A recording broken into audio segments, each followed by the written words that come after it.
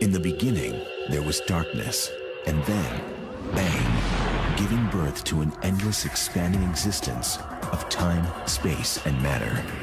Now see further than we've ever imagined, beyond the limits of our existence, in a place we call the universe.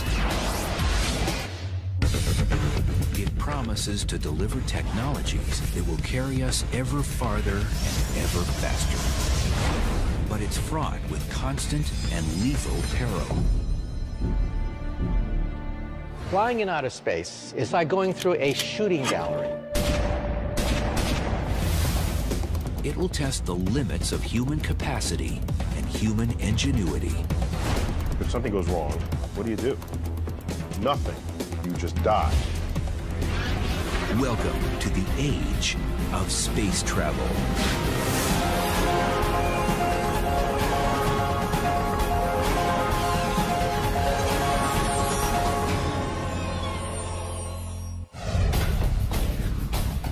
In ways scarcely even imagined, the steady hand of progress is poised to deliver humanity to the heavens.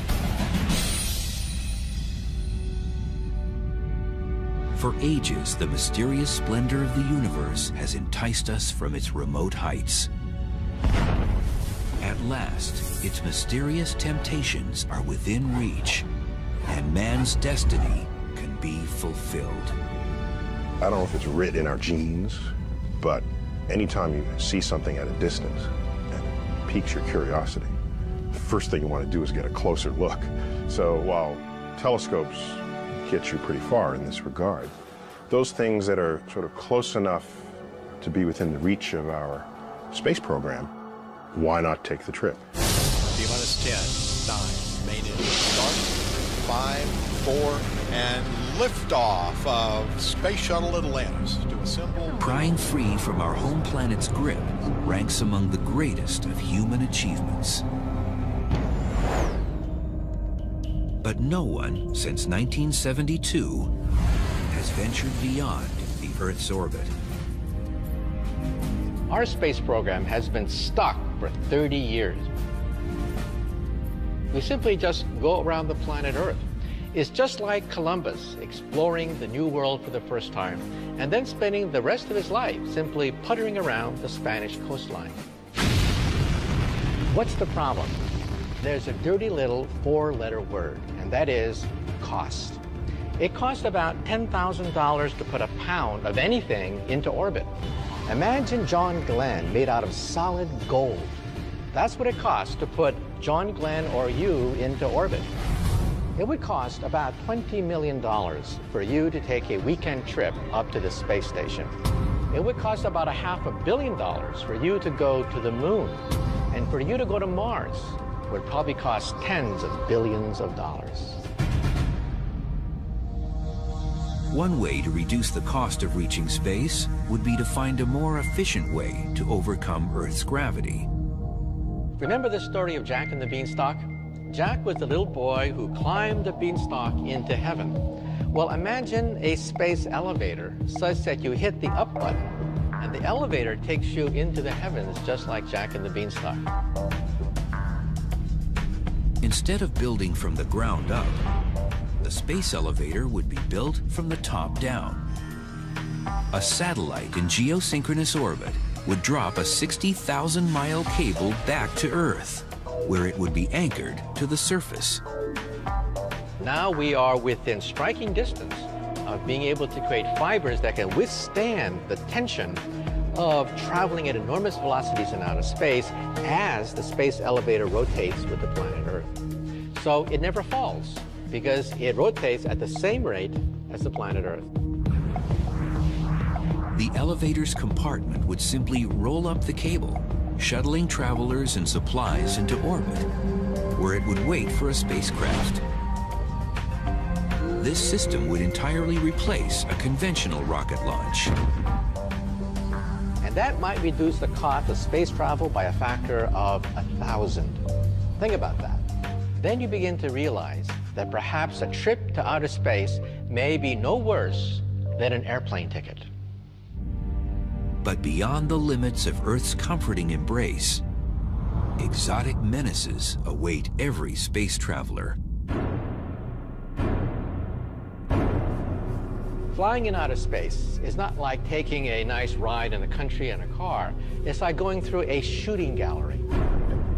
To an unsuspecting voyager, it might seem the universe is taking aim with a firearm. There are particles in space, even dust-sized particles, pebble-sized particles, that are traveling tens of thousands of miles an hour and sometimes even faster. More than 500,000 of these projectiles, measuring over an inch in diameter, are zipping around our planet right now. They include pieces of glass broken off of solar cells, paint chips from spacecraft, and debris from rocket booster engines. And in deeper space, there's more danger from pebble-sized meteors called micrometeoroids. A small piece of dust can crack glass, it can penetrate metal, it can pulverize plastic. And that does happen in space all the time. But perhaps an even more deadly danger, not at all solid, lies in wait: radiation. The devastating effects of this invisible energy have been witnessed on Earth in the aftermath of the atomic bombs of World War II and the nuclear fallout of Chernobyl. Distressingly, our own life-giving sun spews out streams of poisonous radiation. So realize that we've been protected in this cradle. We've been protected by the atmosphere of the Earth. Magnetic field of the Earth gobbles up most of the flares from the sun to create the aurora borealis. In outer space, you get the aurora borealis coming right at you. There's no ozone layer, there's no magnetic field to protect you. It's just you and the harshness of outer space.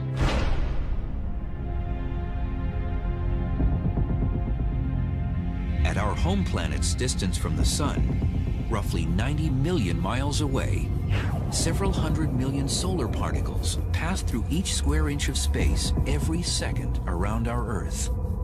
There's high energy particles streaming from the sun all the time. But every now and then there's an extra dose of these particles. The sun burps up high energy radiation. That's bad too. That level of radiation is never good for one's DNA.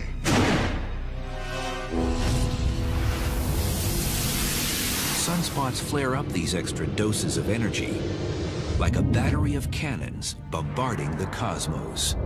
There's no way to know that they're going to be here before they arrive. Unfortunately, there's still a risk of radiation even as we get farther from the sun. That's because another invading energy lurks. Known as galactic cosmic rays, they hail from the distant alien worlds of exploding stars and black holes. Galactic cosmic rays are particles that are traveling at speeds very close to the speed of light. Even a single particle of iron slamming into your body can have the effect of a Major League Baseball at 100 miles an hour. They can be devastating. Although heavy iron particles are rare, outside of the protection of a spacecraft, such as when an astronaut performs a spacewalk, thousands of galactic cosmic rays do penetrate the body every second.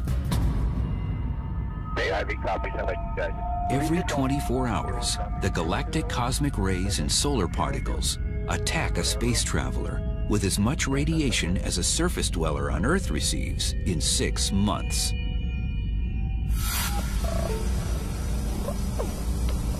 The human body won't immediately feel the impacting radiation, but in sufficient quantities, it can be noticed. Even with eyes closed, the particles spark flashes when they strike a space traveler's retina. The flashes are not blinding, and you have to ask yourself, did I see something? And then you say, oh, yes, I did. And its appearance is a little different from time to time. However, the human body does feel the shock of this bizarre weightless existence.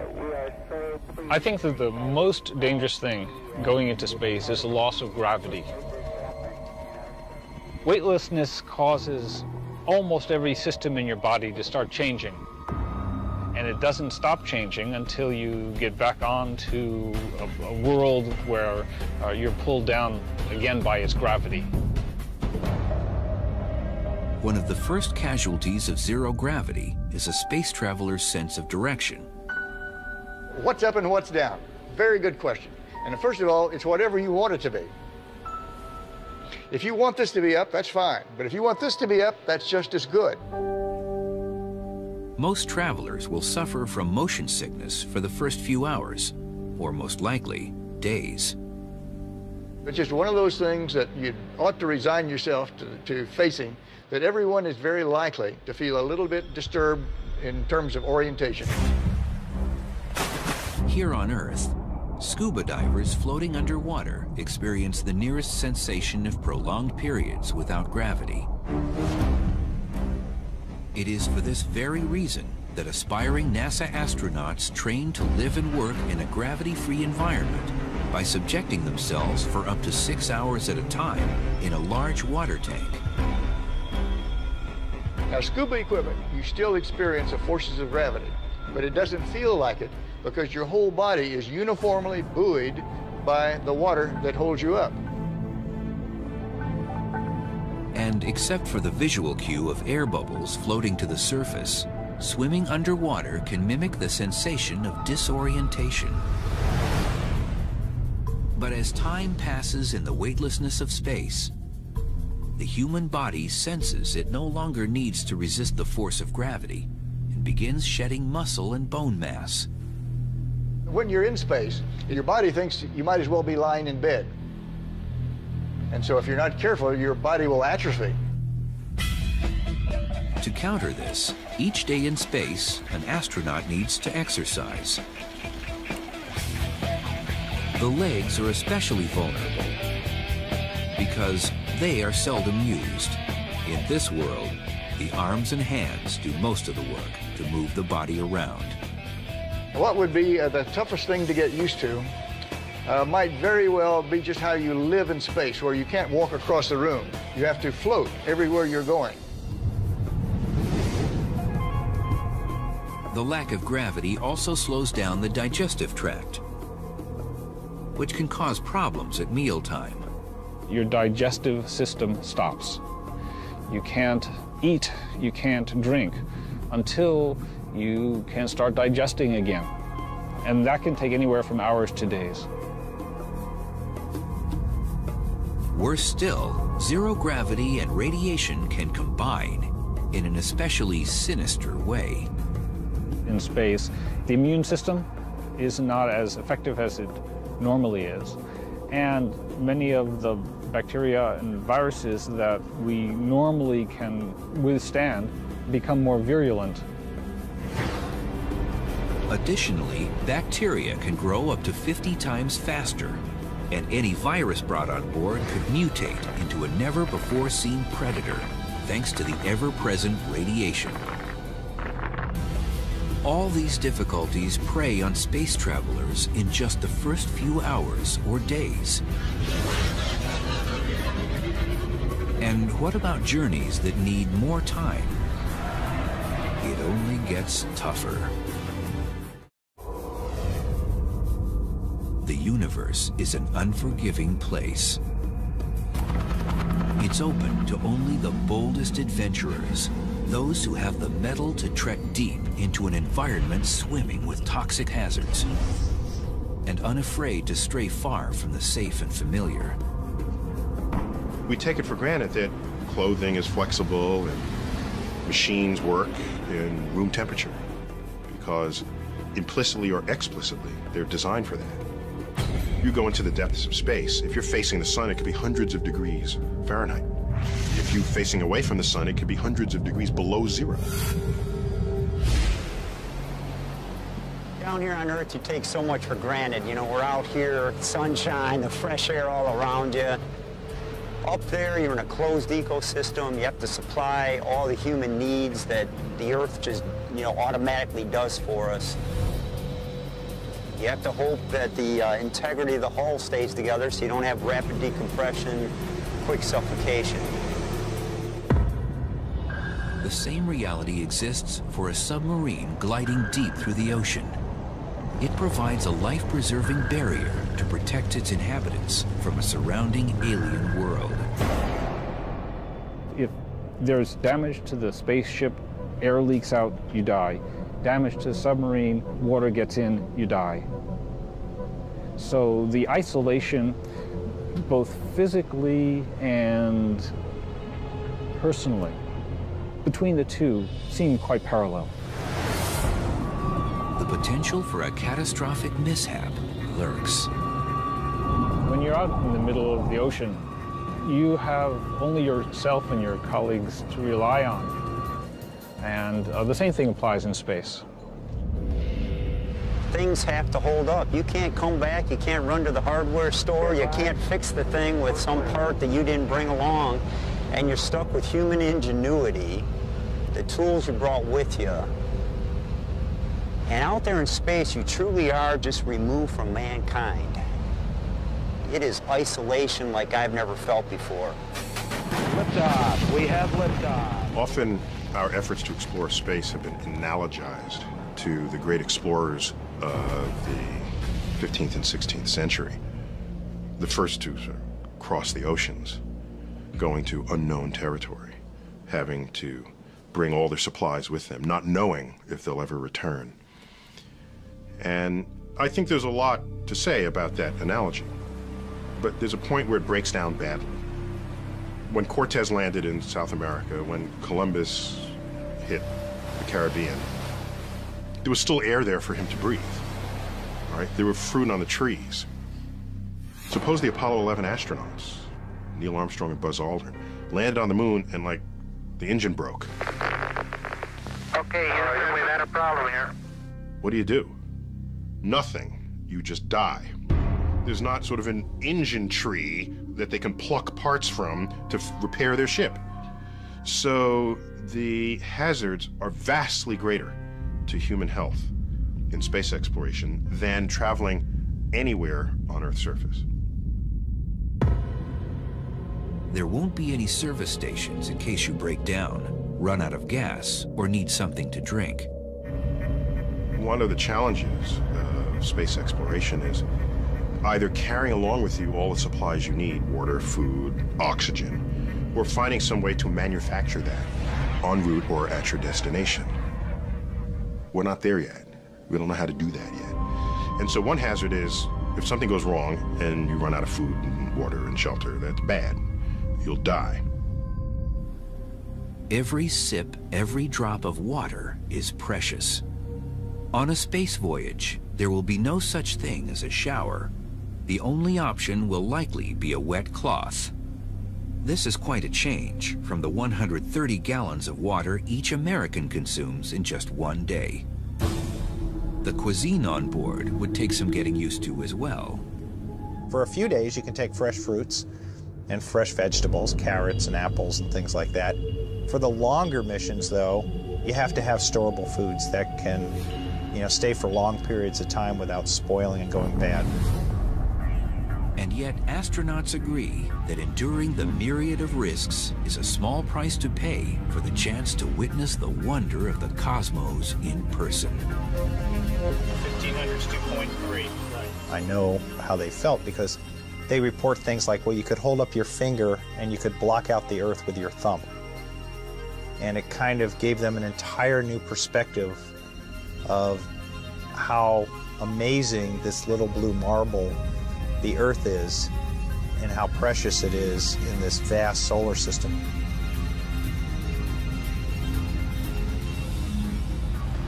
That experience changed me forever, and I think it would change anyone that could possibly have that experience in the future. However, the length of future voyages might limit the range of experiences available to space travelers.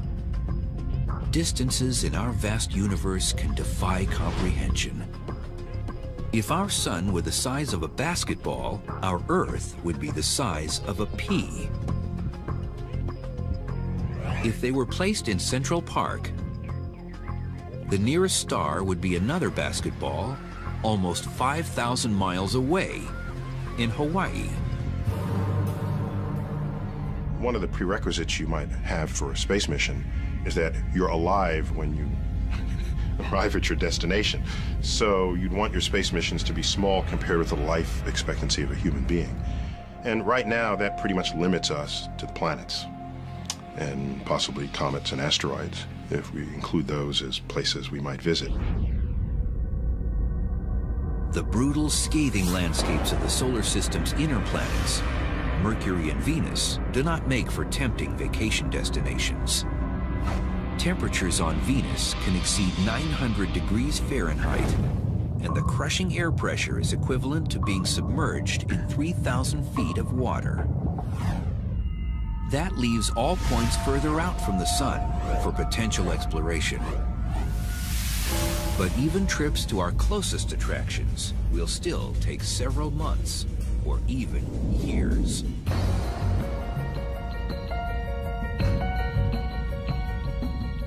About 139 million miles separate the orbits of Earth and Mars. But since each body circles the sun at different speeds, the distances with respect to each other change continuously. The problem with going to Mars is that Mars and the Earth only line up about once every 2 years. With current chemically propelled rocket technology, a flight leaving from Earth for the Red Planet in 2018, when the two bodies are on the same side of the sun, could take 104 days, less than 4 months. After a 40-day stay, the return trip would require a little more than 6 months. That's an entire year to make one round trip.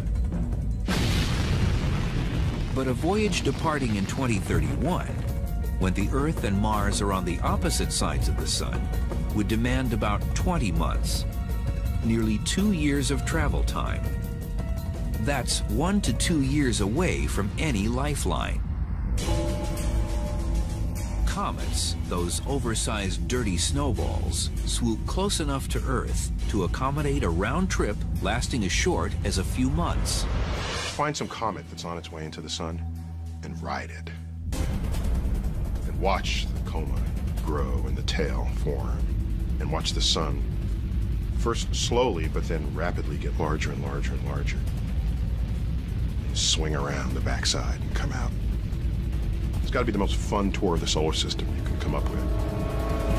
It'd be dangerous because particles of the comet would fly up and hit you in the face and things. So apart from all that which would kill you, it would be a fun trip.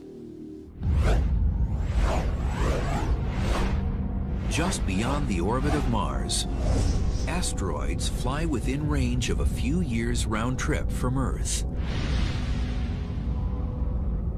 Future travel agencies might arrange cosmic versions of extreme vacations by exploiting the unique environments of these miniature planets.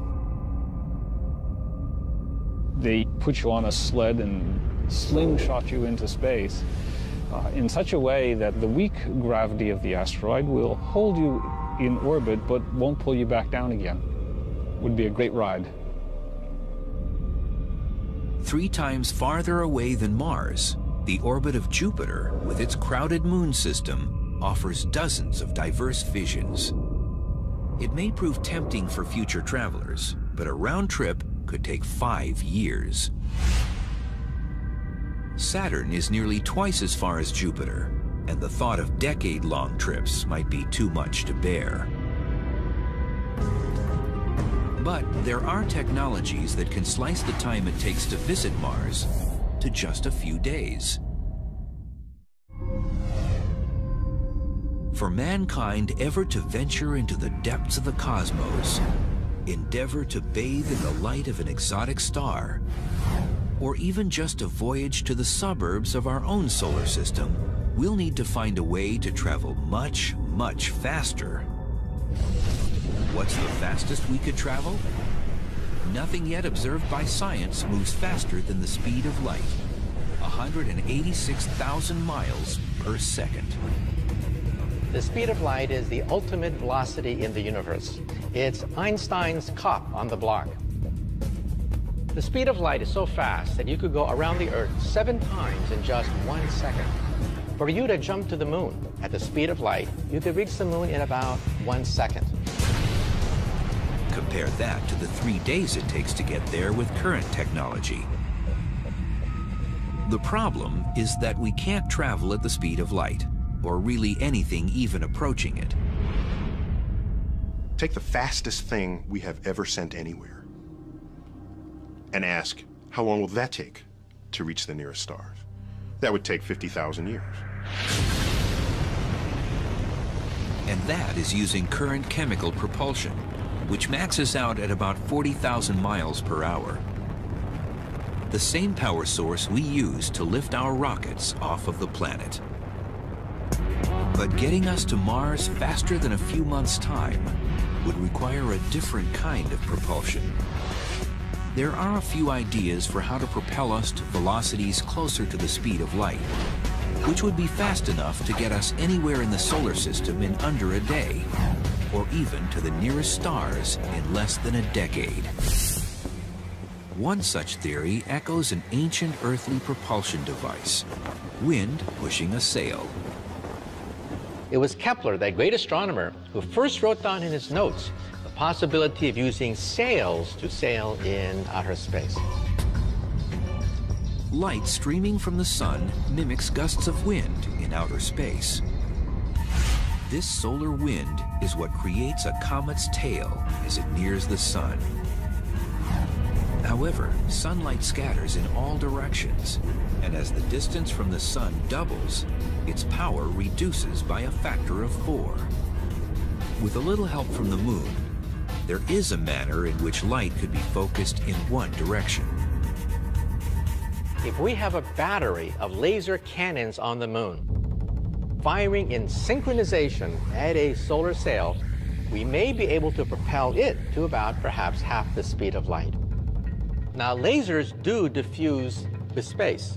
For example, if I have a laser on the Earth and I shine it to the moon, it does not create a spot on the moon. The spot is about 5 miles across on the moon. These sails, however, would be huge. Now we're talking about astronauts, perhaps spending months in outer space, designing a sail hundreds, maybe even thousands of miles across, sufficiently light and durable in order to capture light from a battery of laser beams on the moon. But solar sailing limits space vessels to destinations within our solar system. One alternative gets around this problem by tapping into hydrogen, the most abundant element in the universe, as a propulsion source. My favorite design to take us to the stars is the ramjet fusion engine. The ramjet engine has a gigantic scoop in the forward direction that gobbles up hydrogen gas as it moves in deep space. It collects the hydrogen gas and then fuses it, just like the sun, and shoots out a huge stream of ions out the other end. And on paper, it looks fantastic. On paper, it looks as if a ramjet fusion engine could go on forever, simply using up the hydrogen that is found naturally in outer space. Unfortunately, scientists have not yet been able to achieve a hydrogen fusion reaction capable of propulsion in tests. But another potential fuel source, one that seems to come right out of science fiction, has already been created in laboratories. It's called antimatter, and it's the opposite of all that we know. For example, think of the world on the other side of the looking glass. Just like in Lewis Carroll's Alice in Wonderland, we physicists have wondered, is there another universe on the other end of the looking glass? A parity-reversed universe where left becomes right, right becomes left. In an anti-universe, charges are reversed. So positive charges become negative, negative charges become positive, and when they meet, they create a burst of energy. So if this universe on the other side of the looking glass are made out of antimatter, and I were to touch this other universe, I would destroy most of the New York City metropolitan area in a burst of energy. So the conversion of antimatter and matter to energy is 100% efficient. It is the ultimate engine. But there is a catch. There's always a catch. Even though we can create anti-atoms in the laboratory, the cost is stupendous.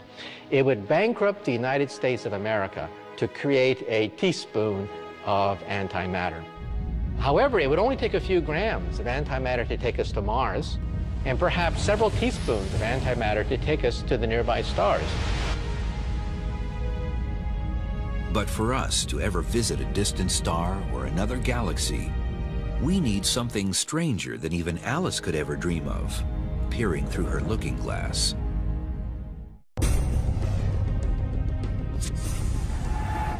Scientists continue the quest for a propulsion method to carry us ever deeper into space. But even achieving light speed won't allow us to get very far. Light's fast, but the universe is huge. So even if we could ride on a beam of light, if we wanted to cross the galaxy, the way they do in all the science fiction programs, it would take 100,000 years to do it. And even at light speed, traveling to the nearest galaxy would take several million years. And if light speed is the ultimate speed limit of the universe, it seems we are doomed to confinement in our galactic neighborhood. What we're desperate for is some new understanding of the fabric of space-time that will allow us to somehow warp it, distort it, so that you can take shortcuts. And of course, that's what they do in Star Trek when they turn on their warp drives. They want to get from one side of the galaxy to the other. All they do is invoke the warp drive that warps the fabric of space, and then they take a little shortcut right there. They cheat, basically. Everybody knows Einstein's famous dictum, you cannot go faster than the speed of light. However, there's a footnote to it. You see, Einstein left open the possibility that you can fold the fabric of space and time itself so that you effectively take a shortcut through the universe. Think of a carpet. If you want to go across the carpet, that's the old-fashioned way. You can also get a lasso a table on the other side of the carpet, and then drag the table toward you so that you collapse the space in front of you. In a nutshell, Einstein says the bigger the mass, the bigger the bending of space and time. If you can concentrate enormous amounts of energy at a single point, comparable to that of a black hole or a huge gigantic star, you are literally warping the fabric of space and time. You simply hop across to the nearby stars. So in other words, you did not really go to the stars. The stars came to you because you are compressing the space in front of you. The massive amount of energy or mass needed to create such a warped curvature of space seems beyond comprehension and perhaps beyond human capability. There may be an alternative. Physicist John Brandenburg is developing a theory in which a starship of the future could achieve faster-than-light travel, not by manipulating a vast area of the universe, but rather by manipulating only the area around the starship. The trick is to have a starship imitate a curious particle that so far only exists in theory. It's called a tachyon. It's a particle with a different twist. Light itself always moves at the same speed. Tachyons, on the other hand, can go infinitely fast. They just can't go slower than the speed of light. They look at the speed of light as a lower speed limit that they cannot violate. If they do exist, tachyons can outrun the speed of light because they have what physicists recognize as imaginary mass. An imaginary value can be visualized in the spin of a struck tennis ball. Its spin can cause it to bend and move in a manner that an observer might not expect to see from its initial point of contact. In the same way, a tachyon is unseen by the universe and can break its speed limits. Brandenburg proposes altering the space-time surrounding a starship with a powerful electromagnetic field so that the ship moves through space like a tachyon. It would operate like a stealth aircraft, invisible to radar, unseen by radar operators. So if one can achieve this control of the space-time around this ship, one can essentially make it an imaginary object. In a technical way, that means it's moving faster than light. You're basically disconnecting yourself from the rest of the cosmos. It could grant the traveler the ability to go anywhere in the universe in the blink of an eye, as if a multitude of doorways suddenly appeared. A doorway you step into and then you step out somewhere down the hall so fast that it didn't seem like you had time to move any place. That's an imaginary connection in space-time. And you've changed yourself, not space-time. No one may know how fast or even where such a space vessel could travel. Which door to go into, which door to come out of. That's the trick. But voyaging through the Hall of the Universe isn't possible without first overcoming one of its fundamental forces, the one that shackles us to our home planet. Getting away from the Earth's gravitational field. That's the first thing that we have to do. 10, 9, 8, 7, 6. For an object to 5, break away from Earth's gravitational 3, pull, 2, 1. We have ignition and liftoff of NASA's New it must Horizons achieve a velocity of 17,500 miles per hour. That's fast enough to streak from New York to Los Angeles in about 8 minutes. There's no other way to do it, at least that we have now, other than brute force. While a theoretical space elevator can climb away from Earth's gravitational pull, a rocket must outrun it with the brute force provided by the explosive chemical reaction of burning fuel. Chemical power is what drives today's rocket engines. Every time you burn something, that's chemical power. Every time a rocket engine ignites, that's chemical power. Every time you start your engine in your car, you're using the chemical energy stored in the gasoline. The fuel alone can burden a spacebound craft with up to 90% of its total weight.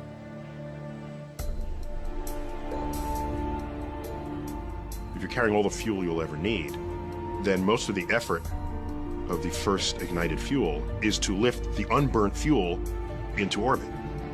It'd be like trying to drive from New York City to Los Angeles on one tank of gas.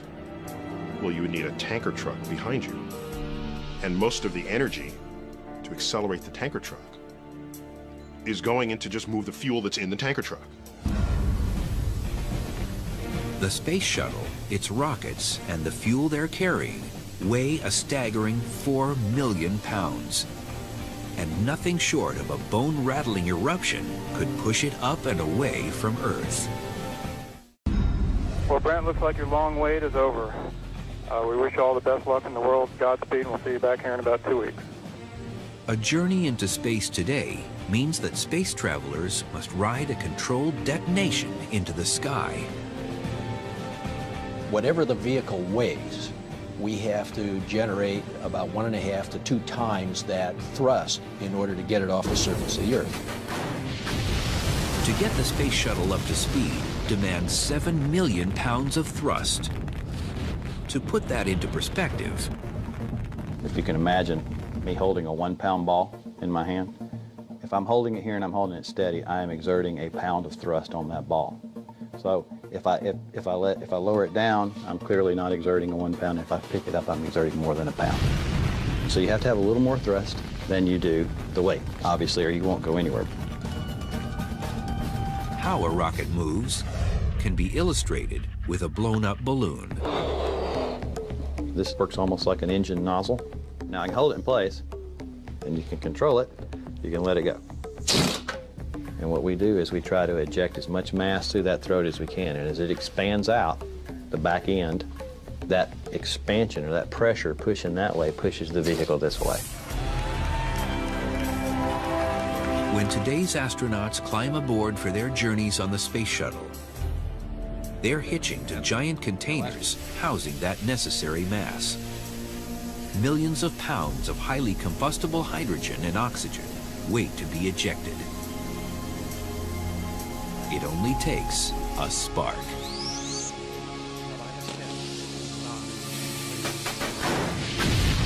The main engine starts 6 seconds before takeoff. The whole shuttle shakes. It feels like it wants to just rip itself out of the launch pad. Off of Space Shuttle Endeavour, expanding the International It shudders, Space Station. and you think, oh my gosh, that's an awful lot of force, about 1.5 million pounds of thrust. It's kind of surreal. It's like, this can't really be happening. If it's something you've been wanting to do for years and years, and it's really happening, it's like riding a man-made earthquake. You've spent several million pounds worth of fuel to get to the first 2 minutes of flight, and then the solid rocket boosters come off. And that's like a train wreck when those things come off. It almost feels like you're just accelerating faster and faster and faster as you burn all the fuel out of the big main tank. So for the next 6 minutes, you're accelerating up to a point where you're finally feeling about 3 Gs, 3 times the force of gravity of acceleration. And so now it almost feels like there's a big gorilla sitting on your chest.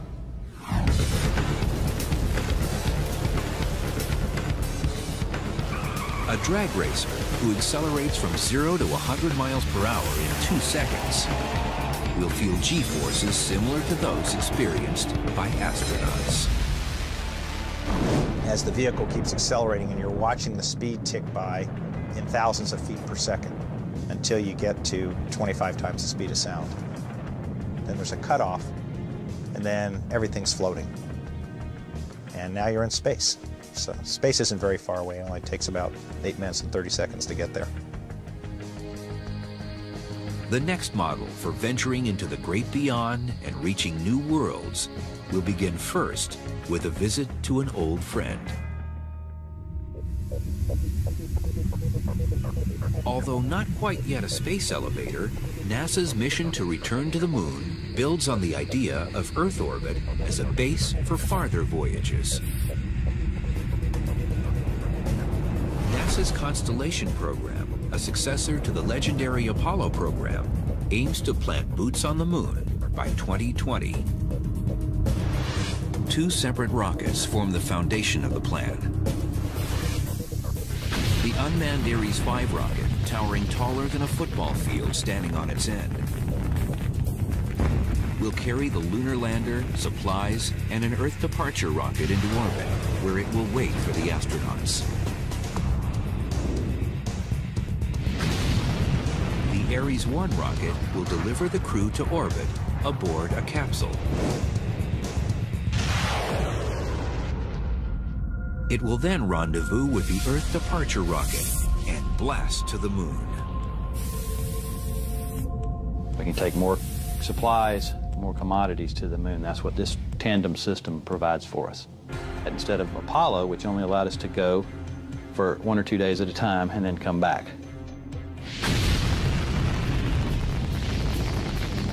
Will we ever find a way to surpass the bold achievements of the Apollo program? Will we ever cross the vast expanse of the cosmos as quickly and effortlessly as we travel to another city or another continent? We must if we are to survive as a people. If we stop exploring, we have learned time and time again throughout history that those societies basically tend to wither up and die. It's a part of what we are. It's a part of what we leave to our children and their children. It's who we are, and it's what we do.